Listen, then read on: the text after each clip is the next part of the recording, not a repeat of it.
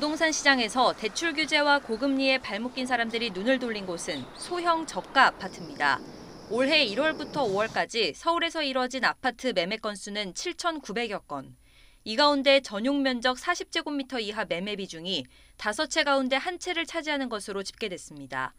관련 통계가 집계되기 시작한 2006년 이후 가장 높은 수준으로 지난해보다 10%포인트 가까이 급등했습니다. 소형 면적 기준인 전용 60제곱미터 이하로 범위를 넓히면 올해 5월까지 매매 비중은 51.5%로 2007년 이후 두 번째로 높습니다. 청약 시장에서도 소형 아파트가 인기입니다.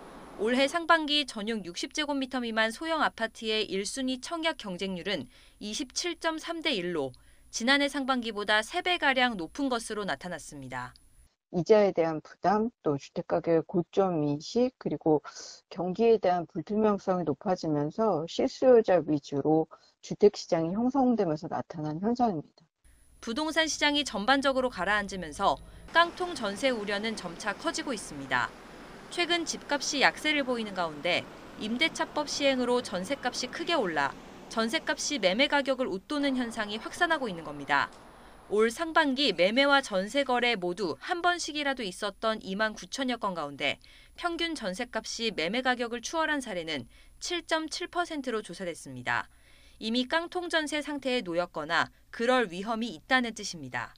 거래 절벽에 따른 집값 하락세가 확산되면서 지방뿐만 아니라 수도권 외곽 지역에서도 깡통전세 위험단지들이 나타나는 분위기입니다.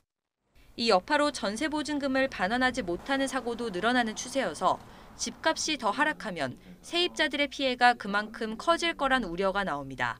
YTN 강희경입니다.